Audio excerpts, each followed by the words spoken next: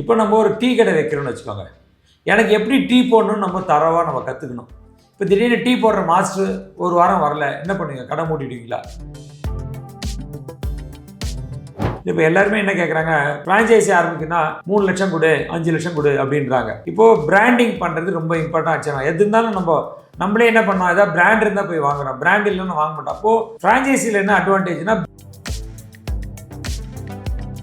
அனுபவம் இருந்தால் மட்டும்தான் பிஸ்னஸ் ஸ்டார்ட் பண்ண முடியுமா சார்? அப்படி இல்லை, அனுபவம் இல்லாதவங்க எத்தனையோ பேர் அச்சீவ் பண்ணியிருக்காங்க. ஆனால் நீங்கள் என்ன ஹோட்டல் ஃப்ரான்ச்சைஸி எடுக்கிறது முக்கியம் இல்லை, அந்த இடத்துல இருக்கணும், உங்களுக்கு வித்ஸ்டாண்ட் கெப்பாசிட்டி இருக்கணும், ஒர்க் பண்ணுற மைண்ட் செட் இருக்கணும். அது இல்லைன்னு வச்சுக்கோங்க. ரிஃப்ளெக்ட் மணி நேர்களுக்கு சுரேஷ் பாஷா அன்பு வணக்கங்கள். ரீசெண்டாக நீ நானா ஃப்ரான்ச்சைஸ் எல்லாம் ஸ்டார்ட் பண்ணி நிறைய பேர் லாஸ் ஆனதாக சொல்லியிருந்தாங்க. இந்த மாதிரியான ஃப்ரான்ச்சைஸ் ஸ்டார்ட் பண்ணி நம்ம லாஸ் ஆகாமல் இருக்கிறதுக்கு முதல்ல நம்ம என்ன சார் பண்ணணும்? முதல்ல எந்த வியாபாரம் பண்ண ஆரம்பித்தாலும் அந்த வியாபாரம் நுணுக்கம் நம்மளுக்கு தெரிஞ்சிருக்கணும். இப்போ நம்ம ஒரு டீ கடை வைக்கிறோம்னு வச்சுக்கோங்க. எனக்கு எப்படி டீ போடணும்னு நம்ம தரோவா நம்ம கற்றுக்கணும்.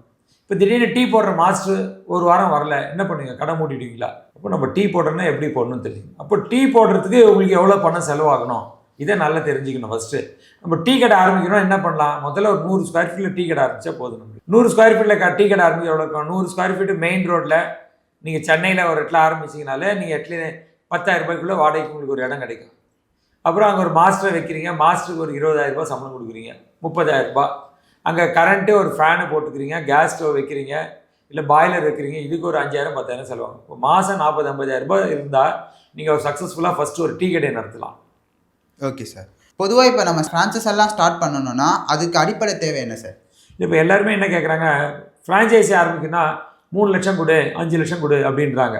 இப்போது பிராண்டிங் பண்ணுறது ரொம்ப இம்பார்ட்டன் ஆச்சுன்னா, எது இருந்தாலும் நம்மளே என்ன பண்ணோம், ஏதாவது பிராண்ட் இருந்தால் போய் வாங்குறோம், பிராண்ட் இல்லைன்னு வாங்க மாட்டோம். அப்போது ஃப்ரான்ச்சைஸியில் என்ன அட்வான்டேஜ்னா பிராண்டிங் கொடுக்குறாங்க. அந்த நேம் எல்லாருமே ஆல்ரெடி விசிபிளாக இருக்குது. அந்த நேம் வர்றதுனால இந்த ஃப்ரான்ச்சைஸி எடுக்கிறது நம்மளுக்கு ஒரு அட்வான்டேஜ் தான்.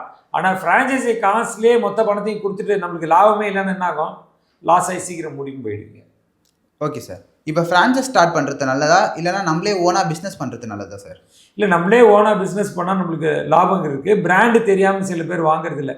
சின்ன பசங்க இன்றைக்கி வாங்குறத கூட பார்த்தீங்கன்னா, சிட்டியில் பார்த்தீங்கன்னா ஒரு பிரபலமான ஒரு ஜெட்டி பேர் இருக்குது, அந்த ப்ரீஃப் தான் இப்போ எல்லோரும் வாங்குறாங்க. அவங்களுக்கு வசதி இருக்கோ இல்லையோ அந்த பிராண்டு ப்ரீஃப் தான் வாங்கணும்னு ஆசைப்படுறாங்க.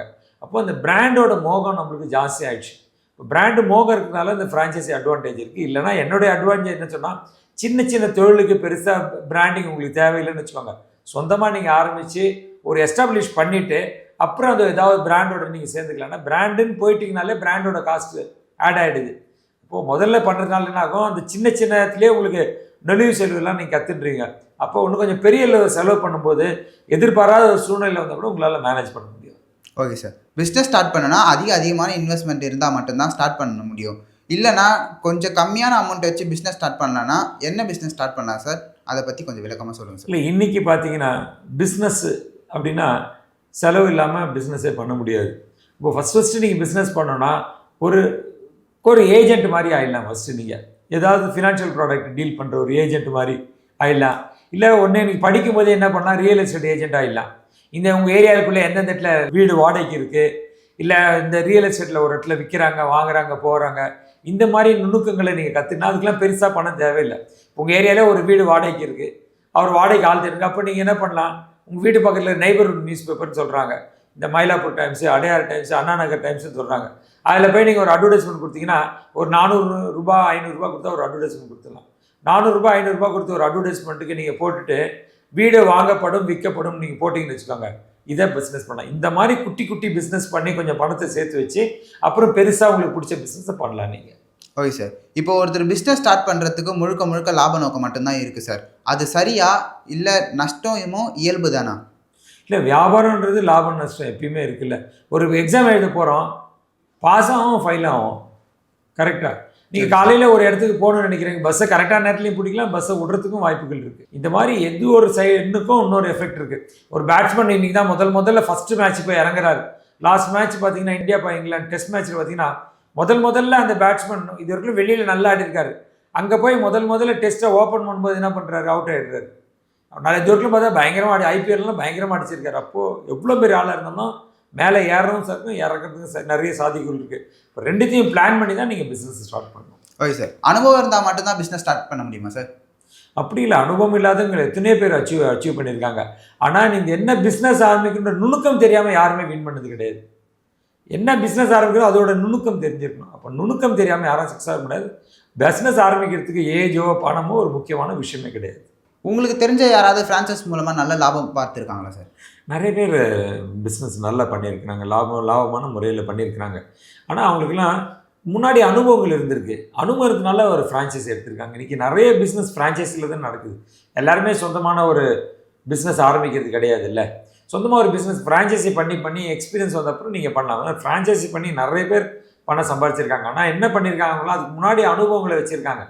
அனுபவம் இல்லாமல் எல்லாரும் இப்போ ஃப்ரான்ச்சைஸி சில நேரங்களில் பார்க்குறேன், டீ கடை ஆரம்பித்தேங்க 40 லட்சம் விட்டுட்டேன், டீ கடை ஆரம்பித்தேன் 15 லட்சம் விட்டுட்டேன் அப்படின்றாங்க.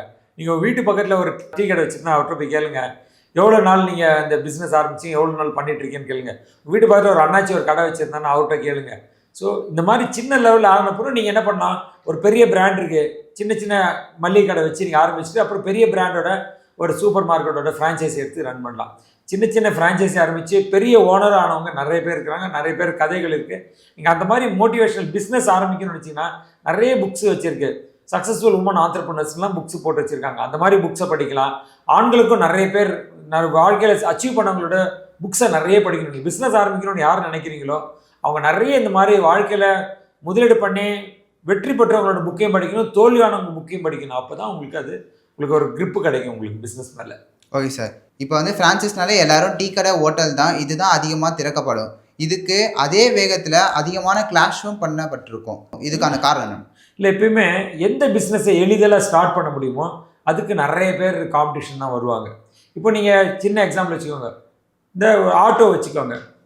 ஒரு ஆட்டோ வச்சுருக்குறாங்க, முதல்ல நிறைய சம்பாதிப்பான். அதே தெருவில் 4 பேர் ஆட்டோ வச்சுருந்தாங்கன்னு என்ன ஆகும், சம்பளம் குறைஞ்சிரும். அவங்களுக்கு வருமானம் குறைஞ்சிராது. அந்த மாதிரி எளிதில் ஆரம்பிக்கிற பிஸ்னஸ்க்கு எப்பயுமே காம்படிஷன் நிறைய இருக்கும். இப்போ அந்த காம்படிஷனை மீறி வர்றதுக்கு தான் உங்களால் சஸ்டைனபிலிட்டி அப்படின்னு சொல்கிறோம். எவ்வளோ நாள் தாக்கு பிடிக்க முடியுன்றாங்க. எவ்வளோ நாள் தாக்கு பிடிக்க முடியும் நீங்கள் டிசைட் பண்ணிட்டீங்கன்னா அதுதான் ஃபஸ்ட்டு உங்களுக்கு வெற்றிக்கான ஒரு அறிகுறி. ஏன்னா இப்போ ஈஸியாக ஆரம்பிக்கிறதுனால மளிகை கடையோ இல்லை டீ கடையோ துணி கடையோ ஹோட்டலோ இதை கடைன்னு ஆரம்பிச்சிடலாம். இப்போ ஹோட்டலே நிறைய பேர் ஃப்ரான்ச்சைஸி கொடுக்குறதுனால ஓடி போய் எடுக்கிறாங்க. பட் ஹோட்டல் ஃப்ரான்ச்சைஸி எடுக்கிறது முக்கியம் இல்லை, அந்த இடத்துல இருக்கணும், உங்களுக்கு வித்ஸ்டாண்ட் கெப்பாசிட்டி இருக்கணும், ஒர்க் பண்ணுற மைண்ட் செட் இருக்கணும். அது இல்லைன்னு வச்சுக்கோங்க, நிறைய பேர் வந்து நினச்சிக்கிறாங்கன்னா ஓனர் ஆனால் வீட்டில் உட்காந்துக்கலாம், வேலை காலங்களில் போட்டு பிஸ்னஸ் பண்ணலாம்னு நினைக்கிறாங்க. அப்போ என்ன பணத்தை ஹேண்டில் பண்ணுறது, கேஷில் உட்காந்து கேஷ் ஹேண்டில் பண்ணுறதுக்கு சரியான ஆள் இல்லைன்னா இருக்கும், லாபம் கூட வரும், கீழே வெளில போயிடும். ஸோ இந்த மாதிரி இருக்கிறதுனால எந்த பிஸ்னஸ் ஈஸியாக இருக்குமோ அந்த இடத்துல நிறைய காம்படிஷன் இருக்கணும். அப்போது அதோட வியாபார நுணுக்கங்கள் தெரிஞ்சதுன்னா, நுணுக்கம் தெரியாதவங்களாம் கடன் காலி ஆகிடுவோம். இப்போ உங்கள் தெருவிலே இப்போ பார்த்தீங்கன்னா ஃப்ரான்ச்சைஸிலாம் நார்மலாக என்ன சொல்கிறாங்க, 2 கிலோமீட்டர் 3 கிலோமீட்டர் தள்ளி தான் ஒரு ஃப்ரான்ச்சைஸி வைக்கணுன்றாங்க. இப்போ நிறைய பெட்ரோல் பங்க் பார்த்துருக்கோம், ஃப்ரான்ச்சைஸியாக ரொம்ப வருஷமாக ஓட்டுறாங்க. நம்ம பிரபல ஒரு டென்னிஸ் ஸ்டார் இருக்காங்க, அவங்க கேஸ் ஏஜென்சி கிட்டத்தட்ட எனக்கு தெரிஞ்சு 40 வருஷமாக அவங்க கேஸ் ஏஜென்சி டீலராக வச்சுருக்கிறாங்க. இப்போ டீலர் அதுவும் ஃப்ரான்ச்சைஸி தானே. ஸோ இந்த மாதிரி ஃப்ரான்ச்சைஸி சக்ஸஸ்ஃபுல்லான நிறைய பேர் இருக்காங்க. எளிதில் ஆரம்பிக்கிறதுக்கு கொஞ்சம் காம்படிஷன்ஸ் இருக்கும். அதனால் நீங்கள் அந்த நுணுக்கங்கள் தெரிஞ்சுன்னா உங்களால் போராடுறதுக்கான டைம்கள் இருக்கும். 12 மாதம் 14 மாதம் 20 மாதம் 24 மாதம் 36 மாதம் போராடுறதுக்கு டைம் இருந்ததுன்னா டெஃபினட்டாக மீதி பேர் காலி ஆகிடுவாங்க அந்த இடத்துலேருந்து. அப்போ நீங்கள் தனியாக நிலைச்சிலிருந்து சாதிக்க முடியும். Okay sir, thank you sir. Thanks. வணக்கம் ரிஃப்ளெக்ட் மணி நேயர்களே. முதல்ல இந்த சேனலுக்கு நீங்கள் வர்றீங்க, இந்த வீடியோ உங்களுக்கு ரொம்ப பிடிச்சிருந்தேன்னா என்ன பண்ணணும், லைக் பண்ணுங்கள், சப்ஸ்கிரைப் பண்ணிக்கங்க. இது யாராவது உங்கள் ஃப்ரெண்ட்ஸுக்கு இந்த மாதிரி வீடியோக்கள் யூஸ்ஃபுல்லாக இருக்குன்னா ஷேர் பண்ணுங்கள். இந்த பற்றிய ஒரு கமெண்ட் பாக்ஸில் கமெண்ட்டை போடுங்க. இல்லாத உங்களுக்கு ஏதாவது வீடியோ வேணும் அப்படின்னு ஆசைப்பட்டீங்கன்னா கமெண்ட் பாக்ஸில் கொடுத்தீங்கன்னா அடுத்த வீடியோ உங்களுக்கு அது மாதிரி ஒரு வீடியோ தயார் பண்ணுறதுக்கான சாத்தியங்கள் இருக்கும். பை.